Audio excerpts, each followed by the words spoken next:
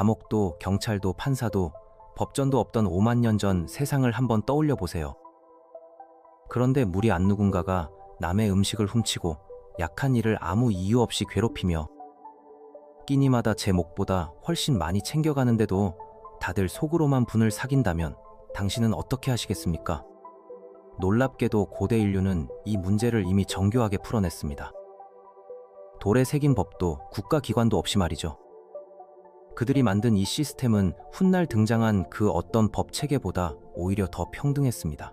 그럼 왜 이런 일이 벌어졌는지 하나씩 살펴보겠습니다. 이 이야기를 이해하려면 먼저 농사가 시작되기 전 사람들이 어떻게 살았는지부터 알아야 합니다. 우리가 고대 인류라 부르는 이들은 보통 20명에서 50명쯤 되는 작고 늘 옮겨 다니는 무리를 이뤄 살았거든요. 모두가 서로를 속속들이 알았습니다. 자기 행동을 오래 숨길 방법이 아예 없었죠. 도시 한쪽에서는 너그럽고 믿음직한 사람인 척하다가 다른 데서 몰래 딴판으로 굴 수가 없었습니다.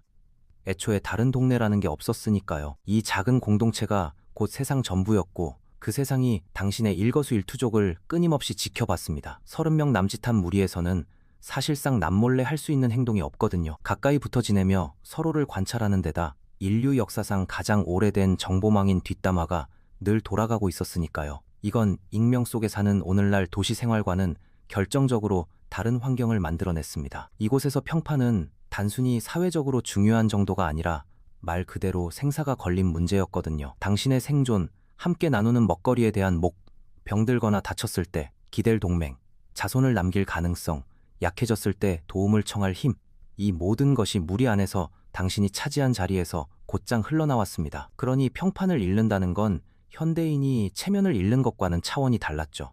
무리가 가능하게 해주던 모든 것을 잃는 셈이었으니까요. 포식자가 우글대고 먹거리를 기약할 수 없으며 그 어떤 안전망도 없는 구석기 시대에 무리를 잃는다는 건 홀로 남겨져 극도로 고된 삶으로 내던져진다는 뜻이었습니다. 바로 이 상호의존이 농경 이전 정의 체계 전체를 떠받치는 토대였습니다. 법도, 권위도, 정해진 관리가 휘두르는 힘도 아니었죠. 서로가 서로에게 얼마나 깊이 얽혀 있는지, 그리고 이 무리 안에서 좋은 평판으로 남는 것이 내가 가진 가장 소중한 자산이라는, 굳이 글로 적을 필요도 없이 모두가 공유하던 그 이해가 토대였던 겁니다. 인류학자 크리스토퍼 봄은 수십 년간 세계 모든 대륙의 수렵 채집 사회를 연구했는데요. 48개의 서로 다른 사회에서 모은 자료를 분석한 끝에 뜻밖의 결론에 이르렀습니다. 수렵 채집 사회는 무질서하지 않았습니다. 저마다 생존 본능만 좇으며 아무런 규제 없이 사는 곳이 결코 아니었죠.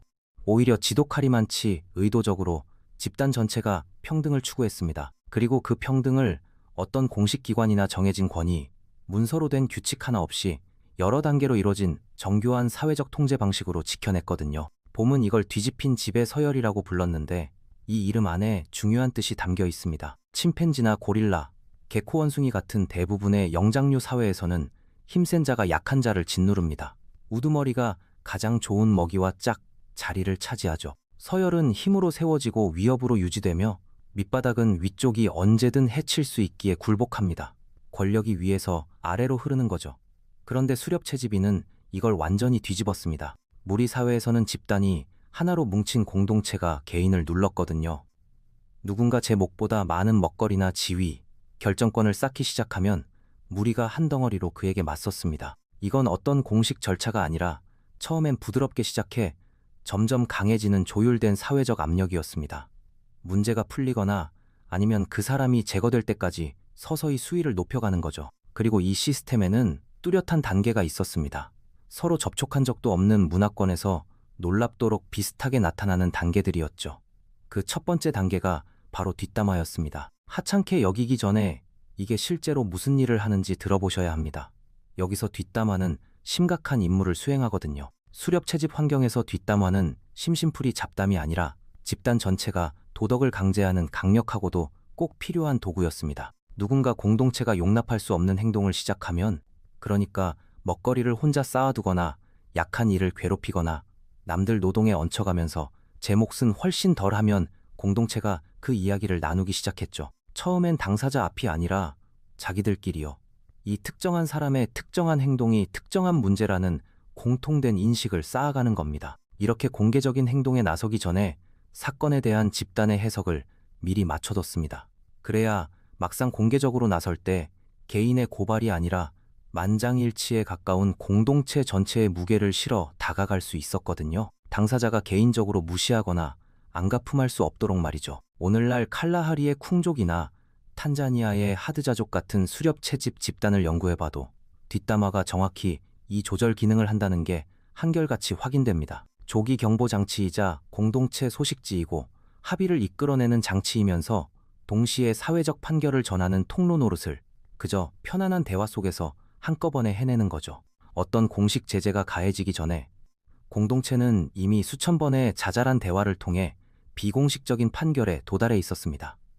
정해진 법정도 판사도 절차도 없이 치러지는 일종의 집단 재판이었던 셈이죠. 당사자도 보통은 자기 이야기가 오간다는 걸 압니다. 30명이 늘 붙어 지내는 무리에서는 사회적 온도가 바뀌는 걸 피부로 느낄 수 있거든요. 내가 다가가면 뚝 끊기는 대화, 어쩐지 덜 매끄럽게 이루어지는 나눔, 미묘하게 달라진 눈빛으로요. 그리고 종종 2단계에서만으로도 더 공식적인 일이 벌어지기 전에 당사자는 행동을 고칩니다. 누가 콕 집어 말해주지 않아도 다음 단계가 어떤 모습이고 이대로 가면 끝이 어디인지를 알기 때문이죠. 이건 형법 없이 이루어지는 억제인 셈입니다. 뒷담화로도 고쳐지지 않으면 두 번째 단계는 무리 전체 앞에서 대놓고 이루어지는 공개 비판과 조롱이었습니다.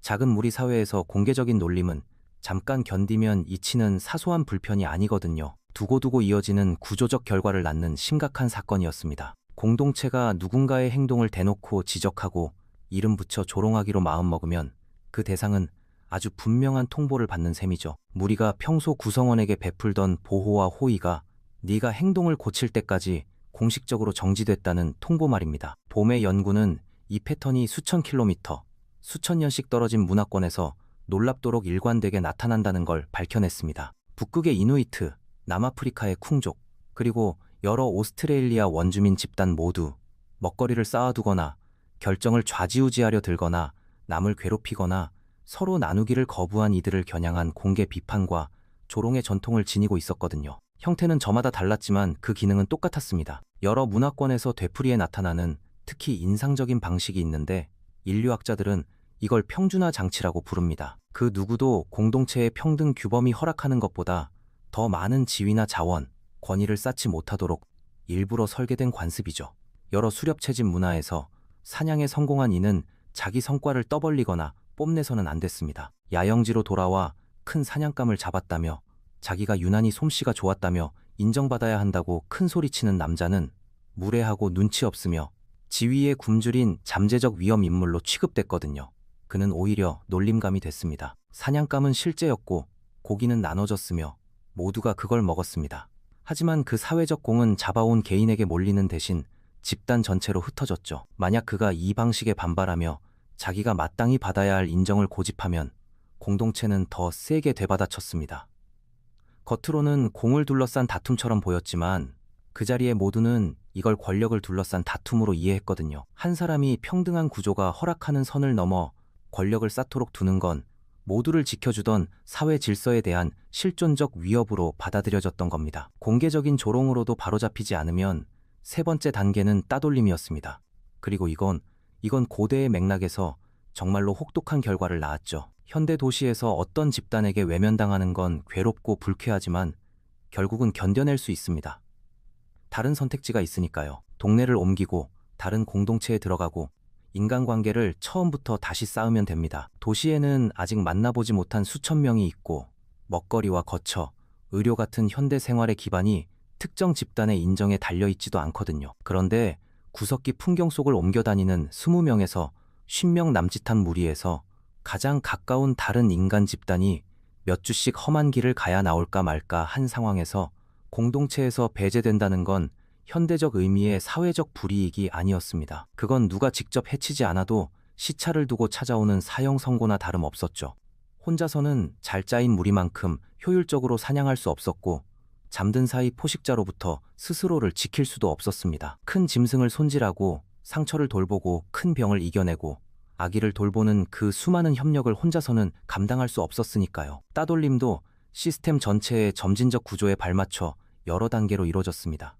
처음엔 나눔이 슬며시 줄어드는 정도로 나타났죠. 당사자는 겉으로는 여전히 무리 활동에 끼어 있지만 먹거리와 자원이 예전만큼 매끄럽게 오지 않고 필요할 때 동맹이 어쩐지 곁에 없으며 자기를 감싸던 온기가 실제로 줄어든 걸 느끼게 됩니다. 다만 개인적으로는 딱 잡아떼기 어려운 방식으로요. 그래도 행동이 계속되면 배제는 공식화됐습니다. 이동이 잦은 무리에서는 그냥 당사자만 빼놓고 야영지를 통째로 옮겨버릴 수 있었거든요. 늘 옮겨다니며 누가 어디로 갔는지 알려줄지 말지를 전적으로 쥔 사람들만이 쓸 수 있는 잔인한 방법이었죠. 여러 기록에 남은 사례들은 끈질긴 불량배, 상습적인 도둑, 무리 안에서 성적 경계를 거듭 침범한 이들에 관한 것이었습니다. 이런 이들에게 따돌림이 완전히 적용됐을 때 기록에 남은 결말은 대개 둘 중 하나였죠. 진짜로 달라진 모습을 보여 조심스레 다시 받아들여지고 이후 예의주시를 받거나 아니면 죽음이었습니다. 고립이 안겨준 현실적 위험 때문이든 아니면 네 번째이자 마지막 단계로 치달아서든 말이죠. 그 마지막 단계가 바로 처형이었습니다. 수렵채집 사회의 처형은 무리 사회를 다룬 방대한 기록 가운데 가장 일관되게 확인되면서도 가장 충격적인 발견 중 하나입니다. 봄은 여러 대륙의 수십 개의 문화에서 처형 사례를 모았는데 이 관습이 널리 퍼져 있을 뿐 아니라 구조적으로도 한결같다는 걸 알아냈죠. 무작위 폭력이 아니라 일관된 논리가 그 아래 흐르고 있었던 겁니다. 무리의 한 사람이 충분히 심각한 잘못을 저질렀고 무엇보다 공동체가 여러 차례 수위를 높여가며 시도한 온갖 개입에 끝내 반응하지 않으면 무리는 그를 죽이자는 합의에 다 함께 도달했습니다. 이건 어떤 권위자가 제도의 명령에 따라 벌인 일도 우두머리가 홀로 휘두른 권력도 아니었습니다. 성인 공동체 전체가 앞선 모든 단계와 똑같은 분산된 수계 과정을 거쳐 합의에 이른 뒤 소수의 몇 사람이 모두를 대신해 그 일을 실행한 거죠. 이 결정이 철저히 집단적이었다는 건 결코 우연이 아니라 핵심 그 자체였습니다.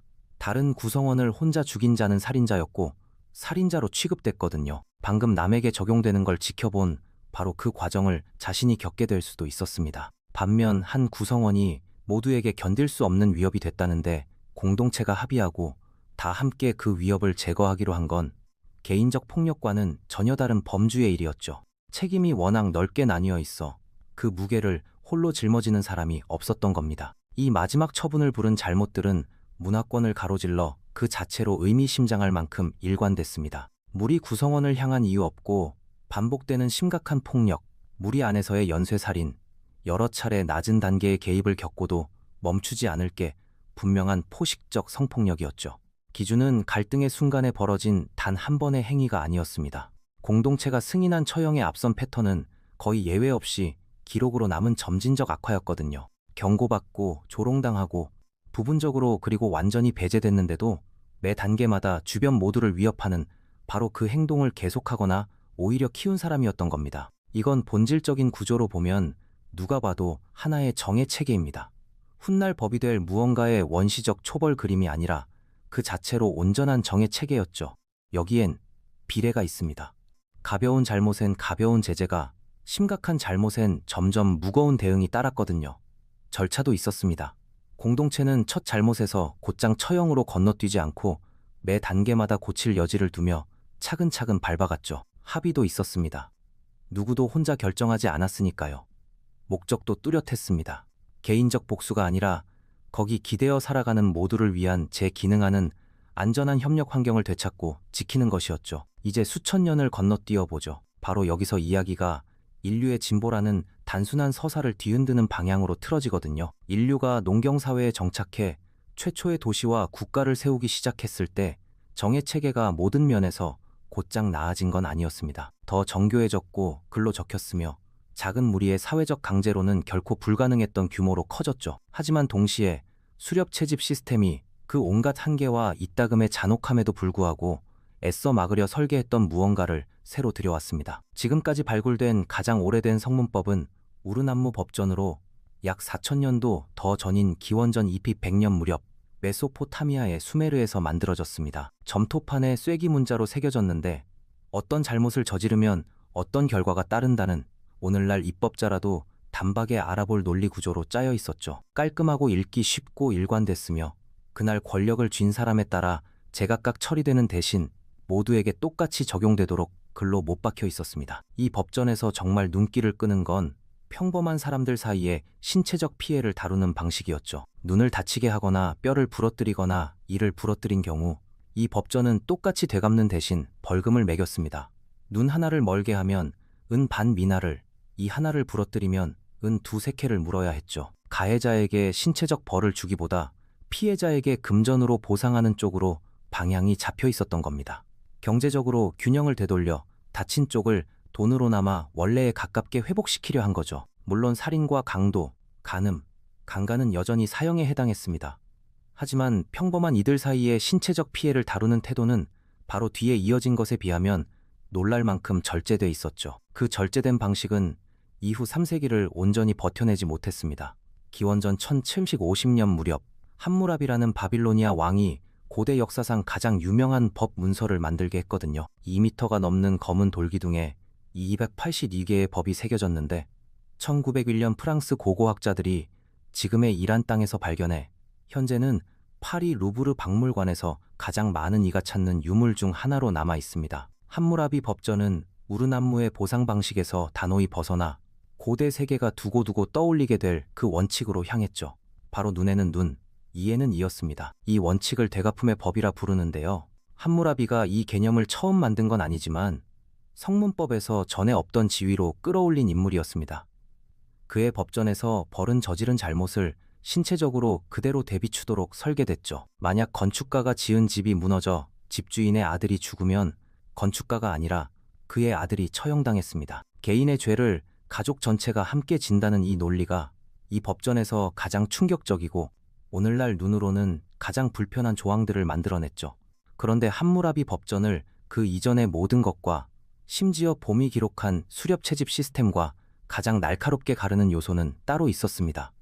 바로 벌을 신분에 따라 노골적으로 차등을 둔 점이었죠. 자유민이 다른 자유민의 눈을 멀게 하면 그 자유민도 눈을 잃었습니다. 그런데 똑같은 자유민이 노예의 눈을 멀게 하면 벌금만 내면 됐죠. 두 경우의 신체적 상해는 완전히 똑같았지만 피해자의 신분이 법적 대응 전체를 갈랐던 겁니다. 피해자에게 가해진 해는 같은데 법은 그게 누구냐에 따라 전혀 다른 일로 취급했죠. 이건 정말로 새로운 것이었습니다. 정착하고 위계가 있으며 제도가 다스리는 사회가 정의라는 방정식에 새로 더한 것이었죠. 물론 공식적이고 글로 적혀 일관되게 적용되는 규칙은 그때그때 개인이 제멋대로 내리던 판단에 비하면 분명한 진보였습니다. 하지만 거기엔 불평등을 벌의 구조 자체에 명문화하는 일도 함께 딸려왔죠. 평준화 장치에 집착하고 뒤집힌 지배 서열을 지키며 누군가 균형에 맞지 않는 권력이나 특권을 쌓는 걸 깊이 경계하던 그 수렵 채집 무리라면 이것이야말로 자신들이 그토록 오래 막으려 애써온 바로 그것임을 단박에 알아봤을 겁니다. 봄은 수렵 채집 공동체가 어떤 구성원이든 특별 대우를 요구하는 것에 적극적으로 맞섰다고 기록했습니다. 특히 더 중요한 사람에게 가해진 해가 덜 중요한 사람에게 가해진 해보다 더 무겁게 다뤄져야 한다는 주장에 강하게 저항했죠. 뒤집힌 지배 서열이라는 것 자체가 바로 그런 논리가 뿌리 내리지 못하게 막으려 존재했으니까요. 그런데 문명은 그 논리를 법에 새겨넣고는 그걸 정의라고 불렀던 겁니다. 이 모든 것을 종합하면 잠시 곱씹어볼 만한 결론에 이릅니다. 뒷담화에서 조롱으로 따돌림으로 공동체 처형으로 수위를 높여가던 그 수렵 채집 정의 체계는 정해진 권위가 아니라 집단의 합의로 굴러가고 제도의 관리가 아니라 분산된 사회적 책임으로 유지됐죠. 이건 훗날 등장한 것에 조잡하고 덜 여문 원형이 결코 아니었습니다. 몇 가지 중요한 측면에서는 오히려 그것을 대체한 초기 성문법보다 더 정교했거든요. 처음부터 진짜 비례가 갖춰져 있었고 매 단계마다 고칠 여지를 둔 여러 단계의 절차가 있었으며 분배의 윤리가 그 설계 안에 새겨져 있었습니다. 힘 있는 자도 사회적 제재에서 면제되지 않았죠. 뒤집힌 집의 서열의 존재 이유 자체가 그 누구도 예외가 아니라는 데 있었으니까요. 더 힘세거나 사냥을 잘하거나 더 매력적이라고 해서 공동체가 지키는 규범의 강제에서 조금도 벗어날 수 없었습니다. 오히려 그런 이점을 쌓을수록 공동체는 그를 덜이 아니라 더 눈여겨봤죠. 물론 성문법과 제도, 전문법 체계로의 전환은 진짜로 소중한 이점들을 가져왔습니다. 훨씬 큰 인구에 걸친 예측 가능성, 그때그때 권력을 쥔 자의 제멋대로인 판단으로부터의 보호, 모두가 서로를 알 수 없을 만큼 거대한 공동체를 다스릴 능력을 말이죠. 하지만 그 전환은 동시에 수렵 채집 시스템이 인류 역사 대부분에 걸쳐 의식적으로 맞서 싸워온 그것, 즉 사회적 불평등을 정의의 구조 자체에 명문화하는 일도 함께 들여왔습니다. 공동체가 건넨 온갖 낮은 단계의 개입을 모조리 무시한 상습 불량배를 두고 다 함께 판단을 내리던 고대 인류에게는 법정도 판사봉도 법전도 자기들이 하는 일을 부를 전문 용어도 없었죠. 하지만 그들에게는 뒤이은 모든 문명의 모든 법정이 저마다의 성공을 거두며 재현하려 애쓴 무언가가 있었습니다. 바로 그 결과에 다 함께 마음을 쓰는 공동체의 진짜 합의였죠. 나머지, 그러니까 법정과 새긴 돌기둥과 변호사는 전부 그 위에 얹힌 거칠애였을 뿐입니다. 그 모든 것이 세워지기 훨씬 전에 그 중심에 놓인 충동은 이미 온전히 완성돼 있었던 거죠.